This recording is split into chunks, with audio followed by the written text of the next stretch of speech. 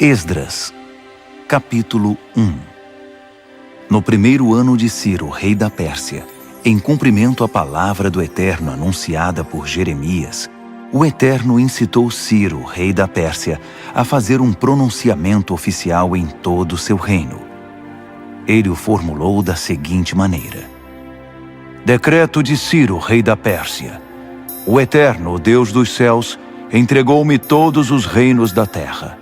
Ele também me encarregou de construir um templo de adoração a Ele em Jerusalém de Judá. Todos os que pertencem ao povo do Eterno, sintam-se convocados, e que o Eterno, o seu Deus, esteja com vocês. Subam a Jerusalém de Judá e reconstruam o templo do Eterno, o Deus de Israel, o Deus de Jerusalém. Quem ficar para trás, onde quer que esteja vivendo, ajudará enviando prata, ouro, ferramentas e animais, além das ofertas voluntárias para o templo de Deus em Jerusalém. Os chefes das famílias de Judá e de Benjamim, os sacerdotes e levitas, e todos aqueles que Deus despertou, partiram para reconstruir o templo do Eterno em Jerusalém. Os vizinhos ajudaram, trazendo entusiasticamente prata, ouro, ferramentas, animais, objetos de valor e, acima de tudo, ofertas voluntárias. O rei Ciro também entregou a eles todos os objetos e utensílios do templo do Eterno que Nabucodonosor havia levado de Jerusalém e que estavam no templo dos seus deuses. O rei da Pérsia designou o tesoureiro Mitredate responsável pela transferência. Ele fez um levantamento completo daqueles itens e os entregou a Sesbazar, governador de Judá. Eis a lista: 30 bacias de ouro, 1000 bacias de prata, 29 panelas de prata, 30 tigelas de ouro, 410 tigelas de ouro de segunda linha, 1000 itens variados. Ao todo, Sesbazar levou consigo 5.400 objetos de ouro e de prata quando voltou com os exilados da Babilônia para Jerusalém. Esdras, capítulo 2. Estes são os habitantes da província que retornaram do cativeiro, os exilados que Nabucodonosor, rei da Babilônia, tinha levado cativo. Eles voltaram para Jerusalém e Judá, cada um para sua cidade. Acompanhavam Zorobabel, Jesua, Neemias, Seraías, Reelaías, Mardoqueu, Bilzã, Mispar, Bigvai, Reum e Baaná.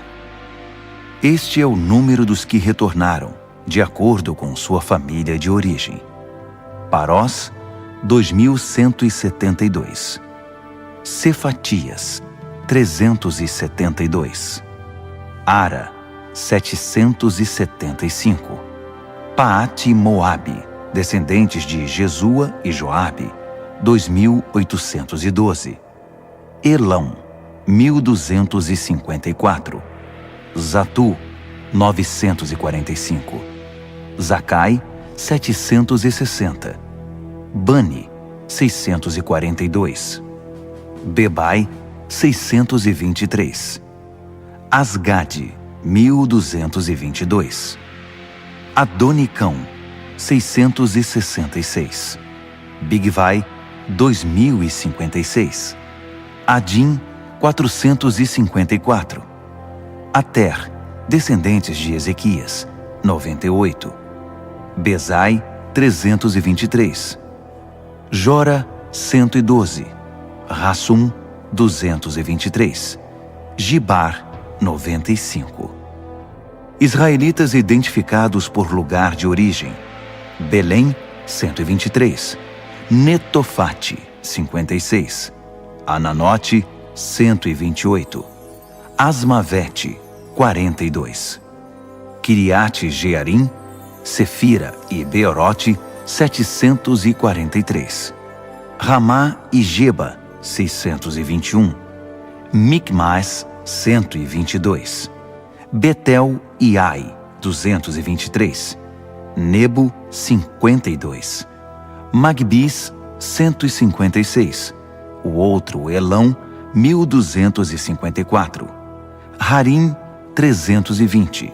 Lode, Hadide e Ono, 725. Jericó, 345. Senaá, 3630. As famílias sacerdotais: Gedaías, descendentes de Jesua, 973. Imer, 1052. Pazur, 1247. Harim, 1017. As famílias dos levitas: Jesua e Cadmiel, descendentes de Rodavias, 74. Os cantores, da descendência de Asaf, 128. Descendentes dos guardas: Salum, Ater, Talmon, Acube, Atita, Sobai, 139.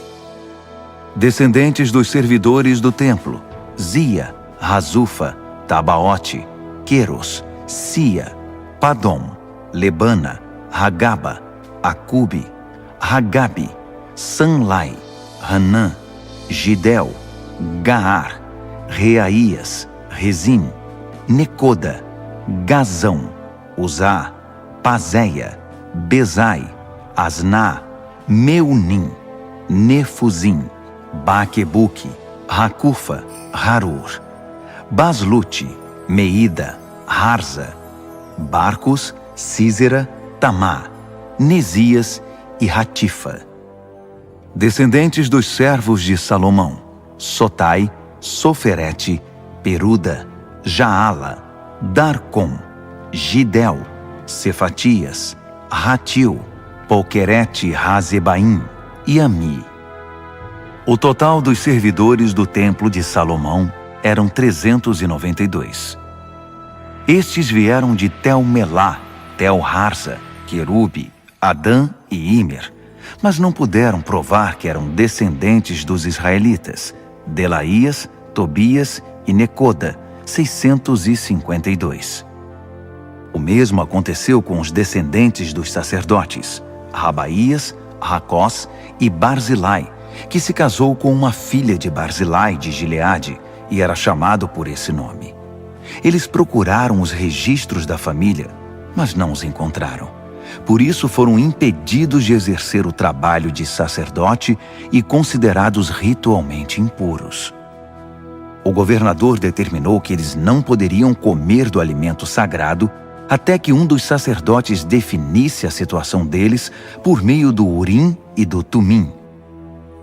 O total dos que voltaram do exílio foi 42.360.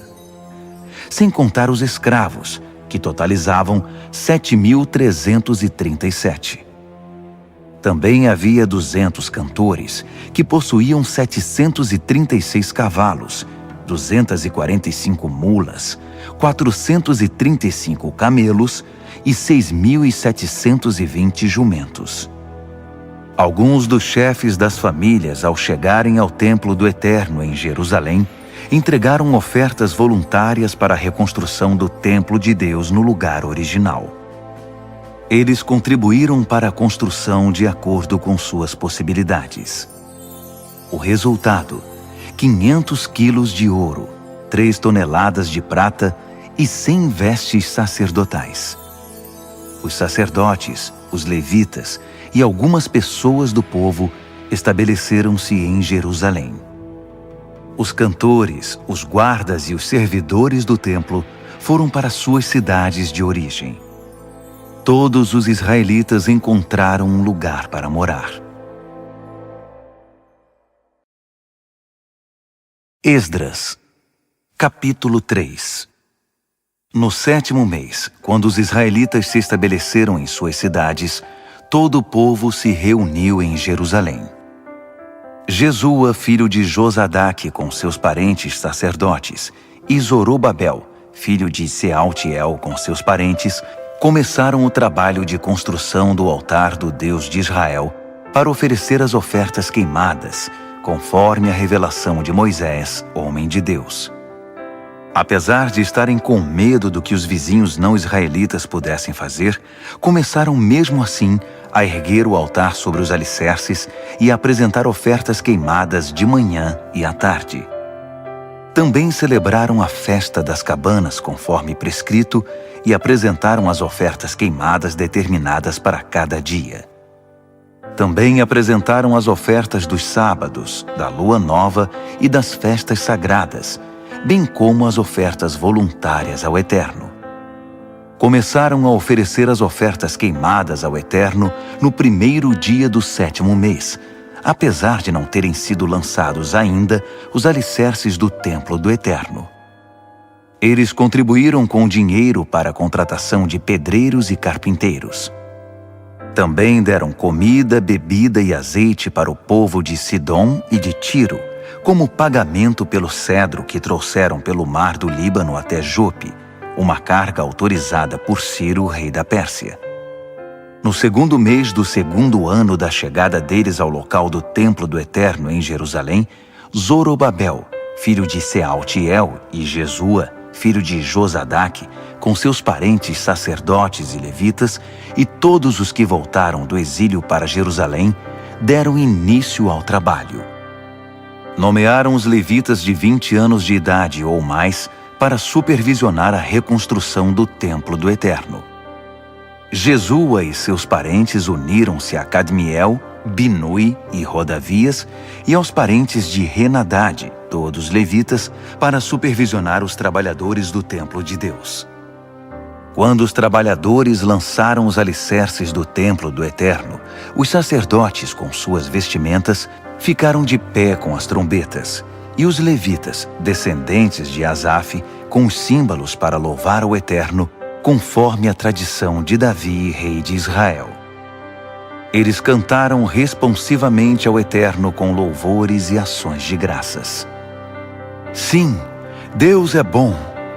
Ah, sim, Ele nunca deixará de amar a Israel.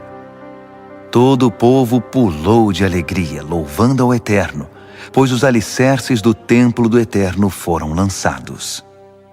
Enquanto a multidão cantava alegremente, muitos dos sacerdotes, levitas e chefes das famílias que tinham visto o primeiro templo choravam incontrolavelmente ao ver os alicerces do novo templo.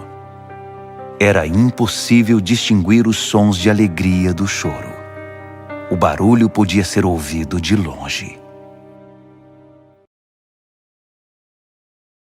Esdras, capítulo 4. Os antigos inimigos de Judá e de Benjamim souberam que os exilados estavam reconstruindo o templo do Eterno, o Deus de Israel. Eles vieram conversar com Zorobabel e com os chefes das famílias. Queremos ajudá-los porque também adoramos ao Deus de vocês. Temos oferecido sacrifícios a ele desde que Esar-Hadon, rei da Assíria, nos trouxe para cá.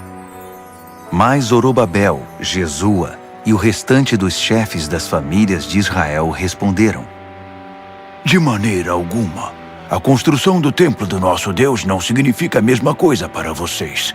Só nós construiremos o templo para o Eterno, o Deus de Israel.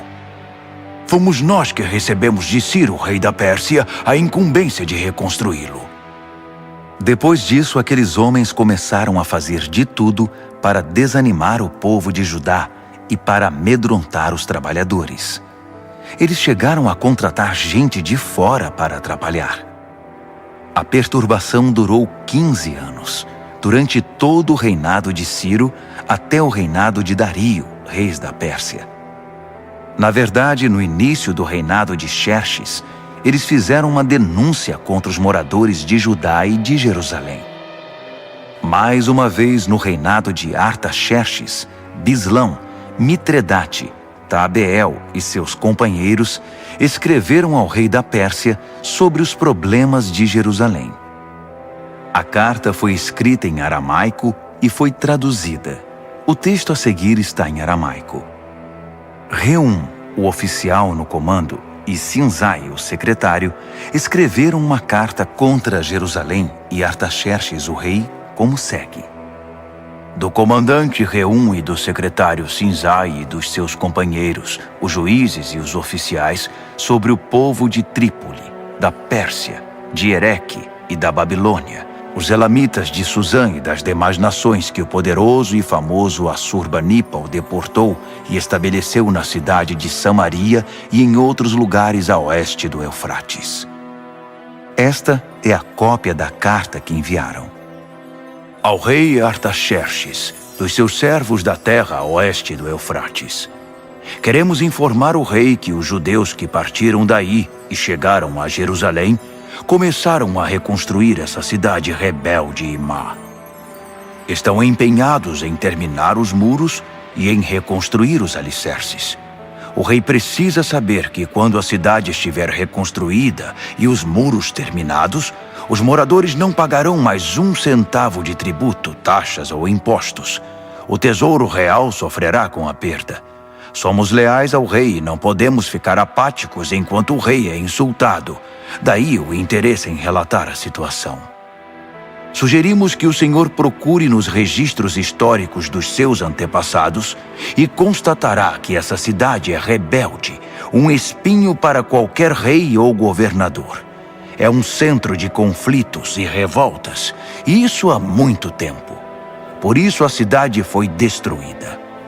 Queremos que o rei saiba que se a cidade for reconstruída e seus muros restaurados, o Senhor perderá o que tem nas províncias da além do Eufrates.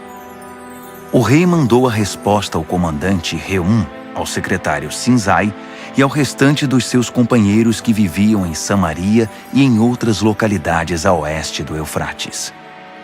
A paz esteja com vocês. A carta que vocês mandaram foi traduzida e lida para mim.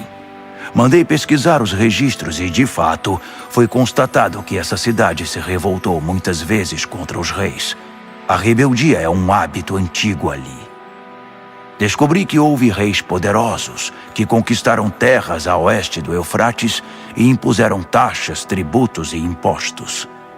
Então façam o seguinte: mandem esses homens interromperem a obra imediatamente e não permitam que a recomecem até que eu mande.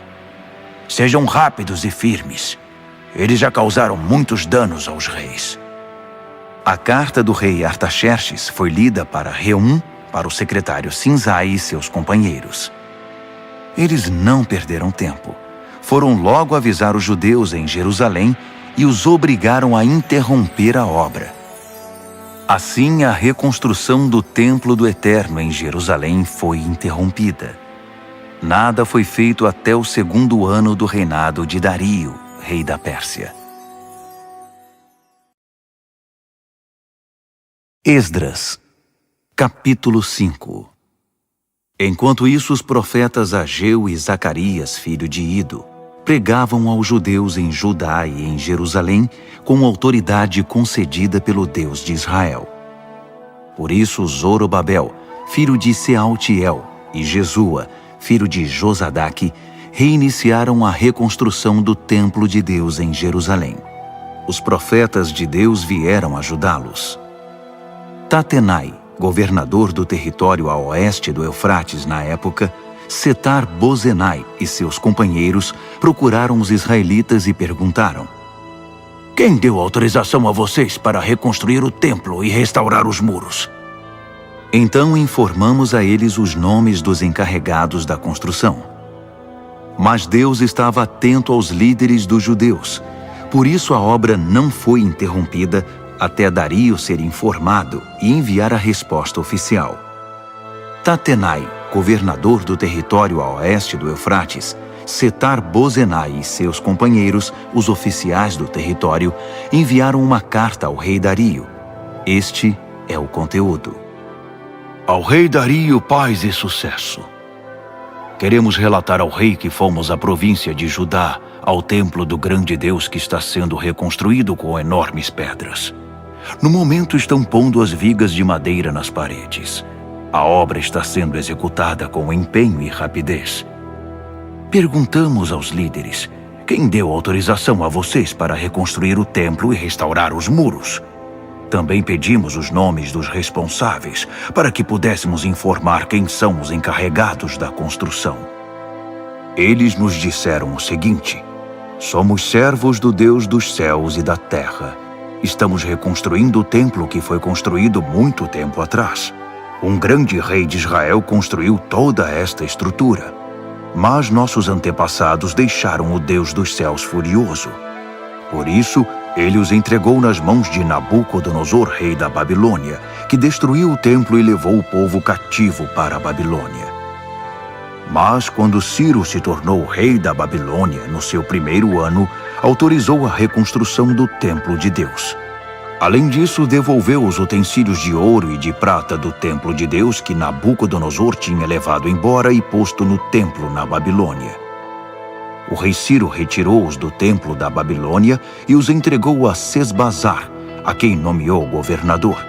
Ele disse a Sesbazar: ponha estes utensílios de volta no templo de Jerusalém. Desde então, estamos reconstruindo o templo, mas ainda não terminamos. Agora, se o rei concordar, procure nos registros dos arquivos reais da Babilônia se de fato o rei Ciro autorizou a reconstrução do templo de Deus em Jerusalém. Então, por favor, informe-nos da decisão do rei sobre o assunto. Esdras, capítulo 6. O rei Dario mandou procurar aqueles registros nos arquivos da Babilônia, e foi encontrado um rolo na fortaleza de Ecbatana, na província da Média, com o seguinte registro. Memorando. No primeiro ano do seu reinado, Ciro promulgou um decreto com respeito ao templo de Deus em Jerusalém, nos seguintes termos: o templo no qual foram oferecidos sacrifícios deve ser reconstruído sobre novos alicerces. Terá 27 metros de altura e 27 metros de largura, com 3 camadas de pedras grandes e uma de madeira. O custo da obra será pago pela tesouraria do reino. Os utensílios de ouro e de prata do templo de Deus, que Nabucodonosor levou para a Babilônia, deverão ser devolvidos ao templo de Jerusalém, cada um ao seu devido lugar. Ordeno que sejam postos de volta no templo de Deus. Dario respondeu: agora ouçam, Tatenai, governador do território a oeste do Eufrates, Setar-Bozenai, seus companheiros e todos os oficiais do território. Não os impeçam. Deixem o governador e os líderes dos judeus em paz, para que possam dedicar-se à reconstrução do templo de Deus. Portanto, determino oficialmente que vocês ajudem os líderes dos judeus na reconstrução do templo de Deus da seguinte forma. 1. Todos os custos da construção serão pagos pela tesouraria do reino, dos tributos arrecadados do território a oeste do Eufrates. Pague-nos em dia, para que a obra não seja interrompida. 2. O que for preciso para a adoração deles, novilhos, carneiros e cordeiros, para as ofertas queimadas ao Deus dos céus, e todo o trigo, sal, vinho e azeite que os sacerdotes de Jerusalém solicitarem, deve ser entregue a eles sem demora, para que possam oferecer seus sacrifícios ao Deus dos céus e orar pela vida do rei e dos seus filhos. Determino ainda que qualquer um que violar essa ordem seja pendurado numa viga tirada da própria casa do réu, depois que ela for reduzida a um monte de entulho. Que o Deus, cujo nome foi posto naquele local, destrua qualquer rei ou povo que ouse desrespeitar esse decreto e destruir o templo de Deus em Jerusalém. Eu, Dario, o decretei. Executem exatamente como está determinado e rapidamente. Tatenai, governador do território a oeste do Eufrates, Setar-Bozenai e seus companheiros cumpriram à risca o decreto de Dario. Assim, os líderes dos judeus deram prosseguimento à construção. A obra continuava exatamente como os profetas Ageu e Zacarias, filho de Ido, haviam anunciado. A obra foi terminada sob a ordem do Deus de Israel e a autorização de Ciro, Dario e Artaxerxes, reis da Pérsia. O templo foi concluído no dia 3 do mês de Adar, no 6º ano do reinado do rei Dario. Os israelitas, os sacerdotes, os levitas e o restante dos exilados celebraram entusiasticamente a dedicação do templo de Deus. Para a cerimônia de dedicação, ofereceram 100 novilhos, 200 carneiros e 400 cordeiros. Como oferta de perdão, ofereceram 12 cabritos, um para cada tribo de Israel. Distribuíram os sacerdotes pelos seus turnos e os levitas conforme suas funções no serviço de Deus em Jerusalém, tudo de acordo com o que está escrito no livro de Moisés. No dia 14 do primeiro mês, os exilados celebraram a Páscoa. Todos os sacerdotes e levitas, sem exceção, se consagraram. Estavam todos ritualmente puros, e os levitas ofereceram um cordeiro da Páscoa pelos exilados, por seus companheiros sacerdotes e por si mesmos. Os israelitas que voltaram do exílio e todos os que abandonaram as práticas profanas das nações vizinhas para se unir a eles e buscar o Eterno, o Deus de Israel, participaram da refeição da Páscoa. Os 7 dias da festa dos pães sem fermento foram uma alegre celebração. O Eterno tinha mesmo dado a eles razão para muita alegria, pois havia mudado a mente do rei da Assíria e conquistado para eles seu apoio na construção do templo de Deus, o Deus de Israel. Esdras, capítulo 7. A chegada de Esdras se deu após esses acontecimentos. Foi durante o reinado de Artaxerxes, rei da Pérsia. Esdras era filho de Seraías, filho de Azarias, filho de Ilquias, filho de Salum, filho de Zadoque, filho de Aitube, filho de Amarias, filho de Azarias, filho de Meraiote, filho de Zeraías, filho de Uzi, filho de Buque, filho de Abizua, filho de Finéias, filho de Eleazar, filho de Arão, o sacerdote principal. Esse era Esdras. Ele veio da Babilônia e era profundo conhecedor da revelação de Moisés, dada pelo Eterno, o Deus de Israel. Como a mão do Eterno estava com Esdras, o rei concedeu tudo o que ele havia pedido. Alguns israelitas, os sacerdotes, os levitas, os cantores, os guardas e os servidores do templo o acompanharam na viagem a Jerusalém, no 7º ano do reinado de Artaxerxes. Eles chegaram no 5º mês daquele ano.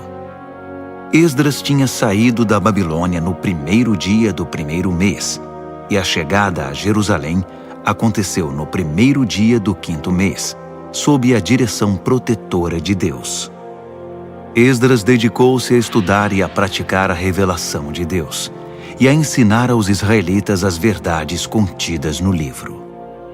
Esta é a carta que o rei Artaxerxes entregou a Esdras, sacerdote e estudioso, mestre em questões relativas aos ensinamentos do Eterno para Israel. Artaxerxes, rei dos reis, ao sacerdote Esdras, estudioso dos mandamentos do Deus do céu. Paz e sucesso. Estabeleço por meio deste decreto que qualquer israelita cidadão do meu reino que queira subir a Jerusalém, até mesmo os seus sacerdotes e levitas, estão autorizados a ir. Vocês estão sendo enviados pelo rei e seus 7 conselheiros para verificar como está Judá e Jerusalém em relação à obediência ao ensino do seu Deus, que vocês estão levando em mãos. Vocês também estão autorizados a levar a prata e o ouro que o rei e os seus conselheiros estão doando para o Deus de Israel, que habita em Jerusalém, e a prata e o ouro arrecadados por meio da contribuição generosa de toda a Babilônia, incluindo a do povo e dos sacerdotes, para o templo do seu Deus em Jerusalém. Utilizem esse dinheiro criteriosamente para comprar bois, carneiros, cordeiros e os ingredientes para as ofertas de cereal e de bebida. Depois, ofereçam-nas sobre o altar do templo do seu Deus em Jerusalém. Fiquem à vontade para utilizar o restante da prata e do ouro naquilo que vocês e seus parentes acharem melhor, conforme a vontade do seu Deus. Entreguem ao Deus de Jerusalém os utensílios que foram devolvidos a vocês para o serviço no templo do seu Deus. Se precisarem de mais alguma coisa para o templo, paguem com os recursos da tesouraria do reino. Eu, o rei Artaxerxes, autorizo solenemente e determino a todos os tesoureiros do território a oeste do Eufrates que forneçam ao sacerdote Esdras, o estudioso dos mandamentos do Deus do céu, tudo de que ele precisar, até a quantia de 3,5 toneladas de prata, 100 tonéis de trigo, 10 barris de vinho, 10 barris de azeite e sal à vontade. Tudo que o Deus dos céus exigir para o templo deve ser entregue sem hesitação, porque o rei e seus filhos arriscariam provocar sua ira.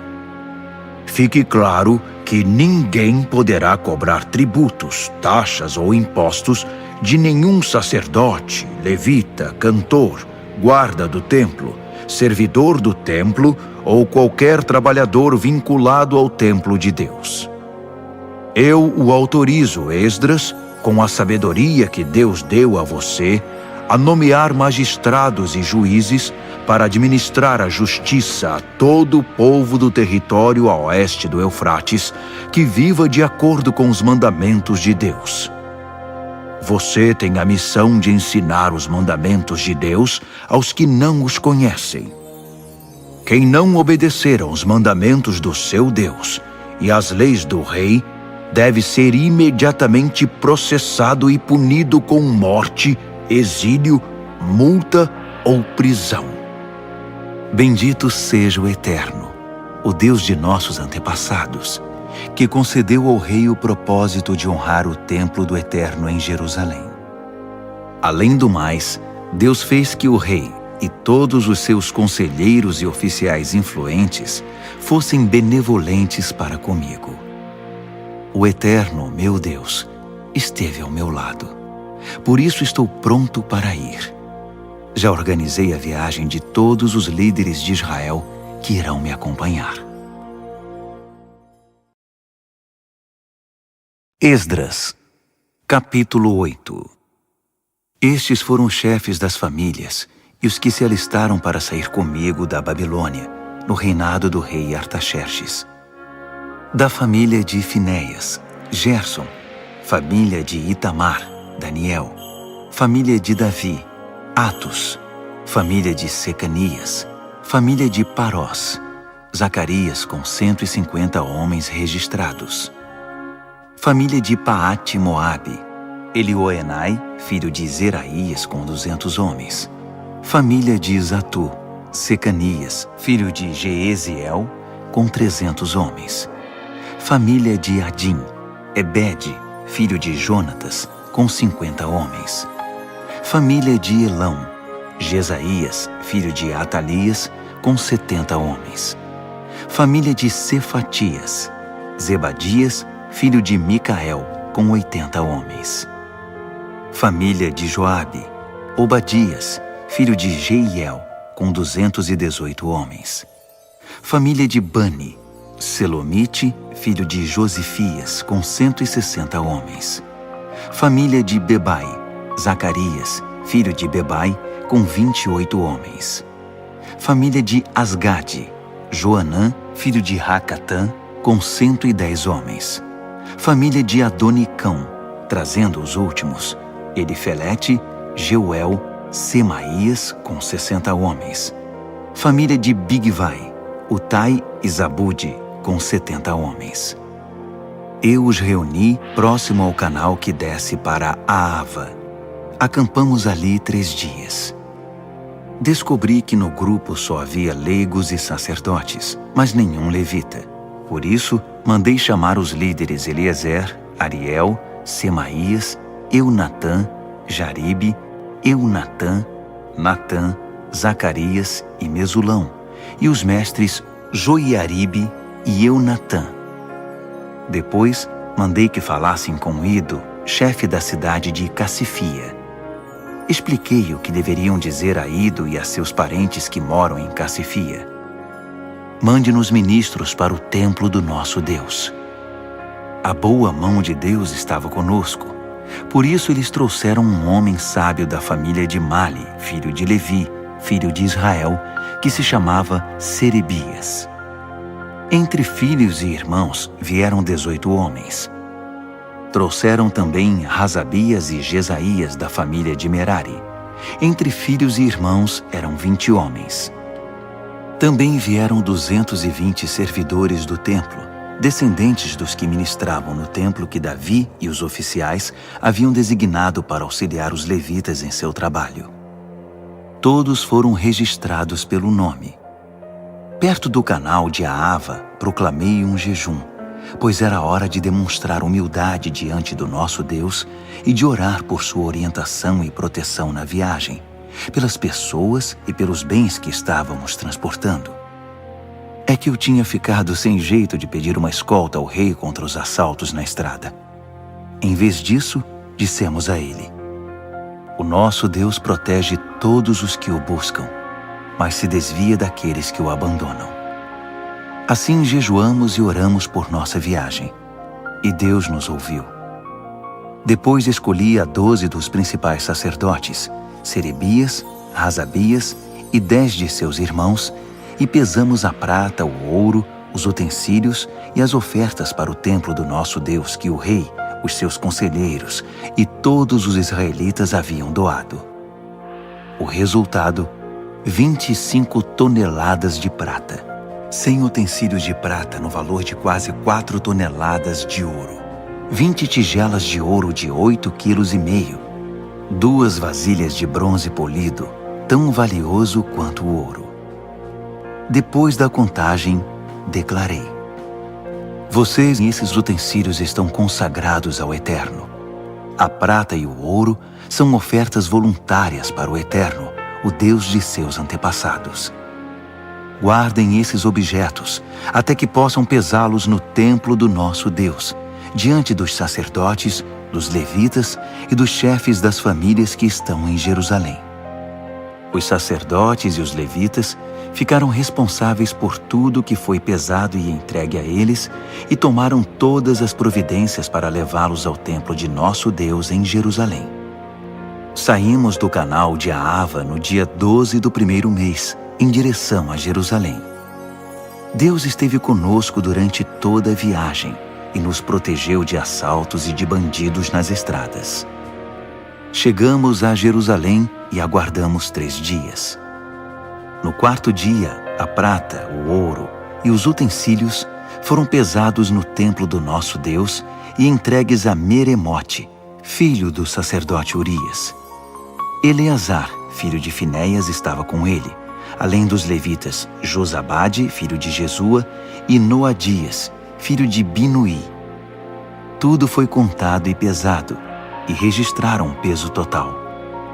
Quando chegaram os exilados, eles ofereceram ofertas queimadas ao Deus de Israel como segue: 12 bois, representando as tribos de Israel, 96 carneiros, 77 cordeiros, 12 cabritos como oferta de perdão.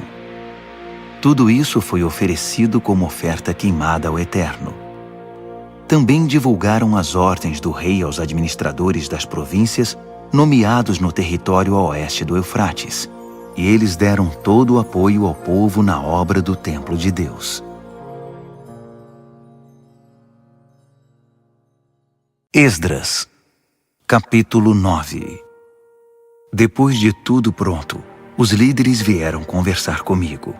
Disseram: o povo de Israel e os sacerdotes e levitas não se separaram dos povos vizinhos, nem das práticas perversas e obscenas dos cananeus, dos heteus, dos fariseus, dos jebuseus, dos amonitas, dos moabitas, dos egípcios e dos amorreus.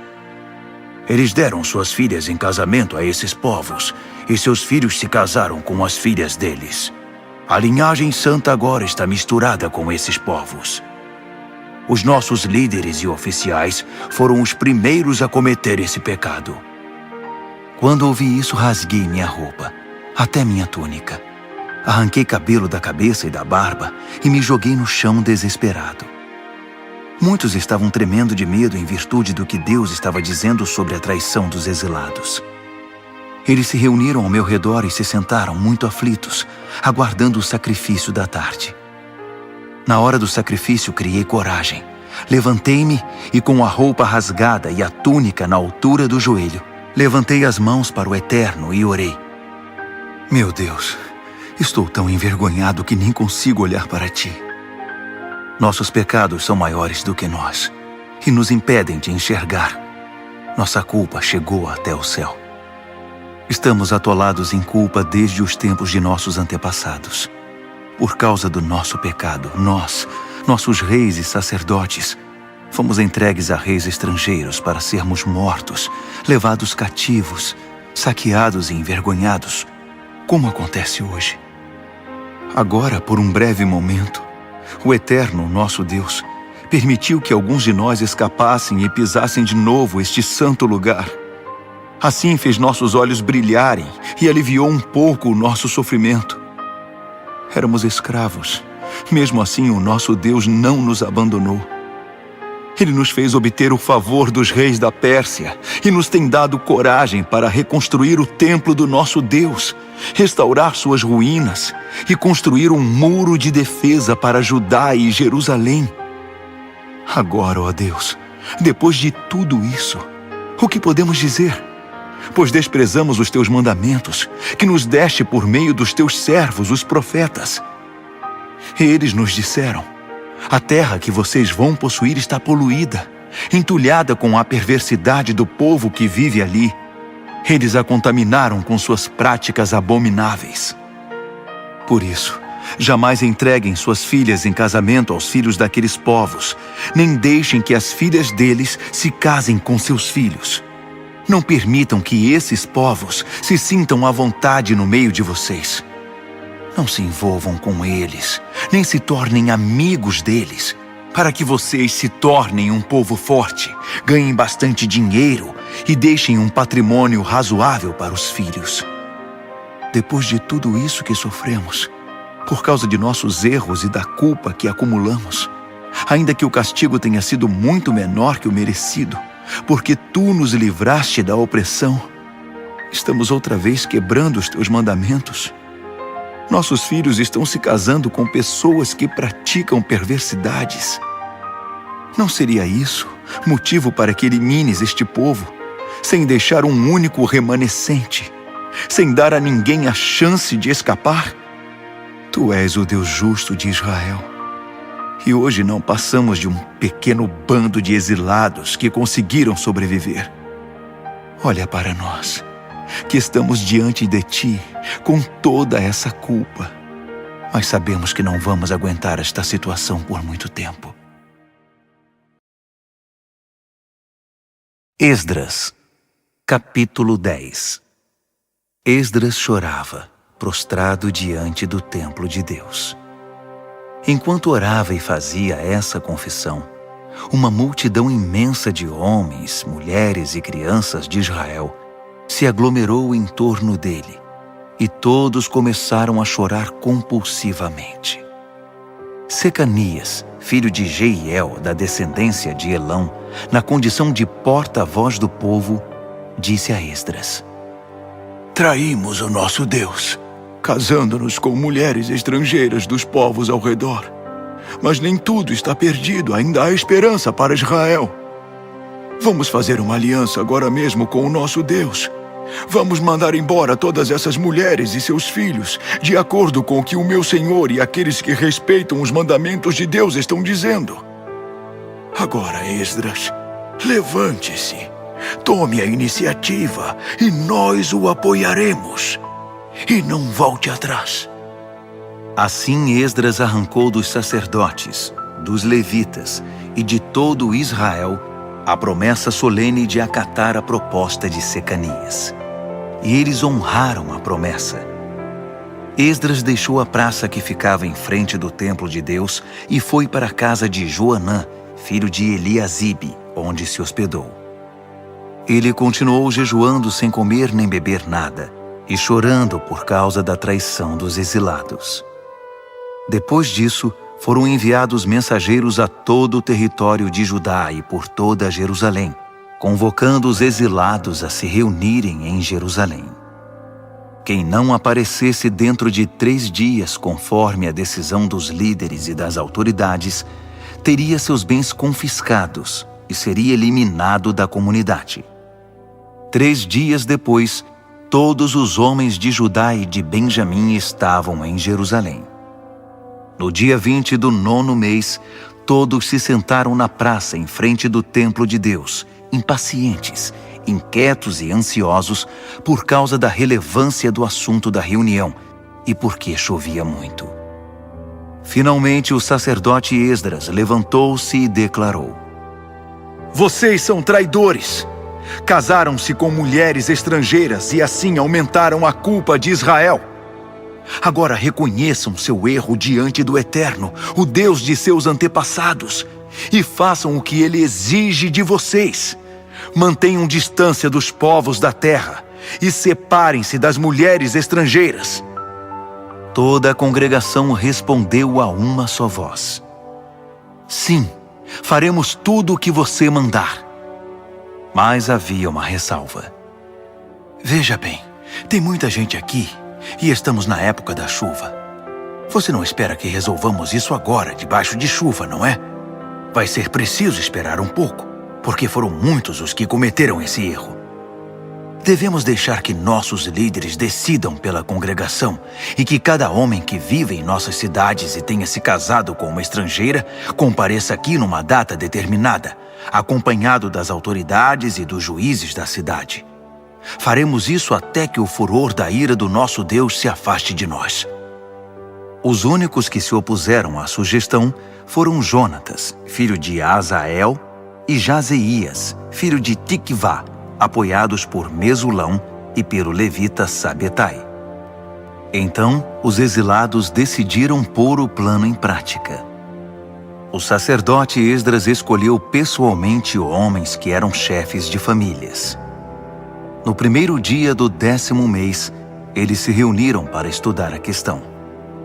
No primeiro dia do 1º mês, todos os casos de homens que haviam se casado com mulheres estrangeiras estavam resolvidos. Entre as famílias dos sacerdotes, os que se casaram com mulheres estrangeiras foram: da família de Jesua, filho de Josadaque e seus irmãos, Maazéias, Eliezer, Jaribe e Gedalias. Todos se comprometeram em despedir suas mulheres e deram um aperto de mão, como sinal de compromisso. Também trouxeram um carneiro do rebanho como oferta de reparação.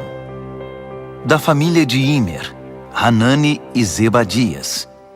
Da família de Harim, Maazéias, Elias, Semaías, Jeiel e Uzias.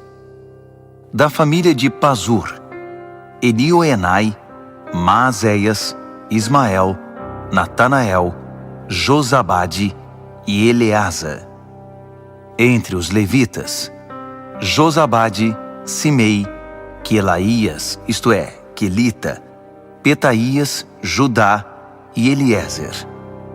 Entre os cantores, Eliasibe. Entre os guardas do templo, Salum, Telem e Uri.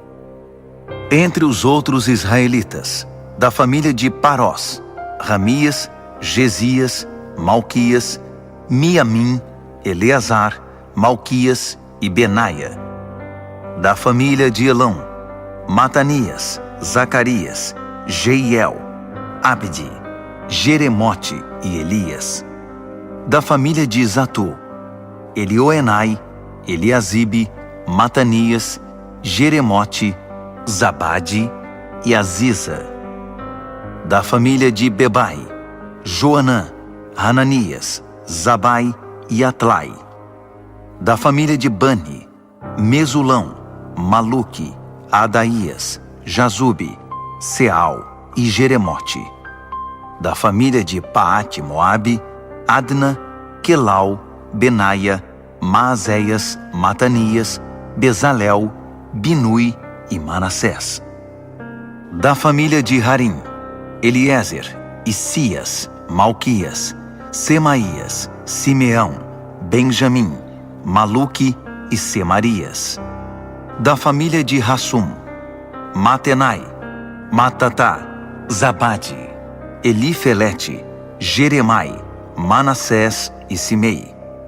Da família de Bani, Maadai, Anrão, Uel, Benaia, Bedias, Queluí, Vânias, Meremote, Eliasibe, Matanias, Matenai e Jaazai. Da família de Binui, Simei, Selemias, Natã, Adaías, Macnadbai, Sazai, Sarai, Azarreel, Selemias, Semarias, Salum, Amarias e José. Da família de Nebo, Jeiel, Matitias, Zabade, Zebina, Jadai, Joel e Benaia. Todos esses se casaram com mulheres estrangeiras, e alguns deles tiveram filhos com elas.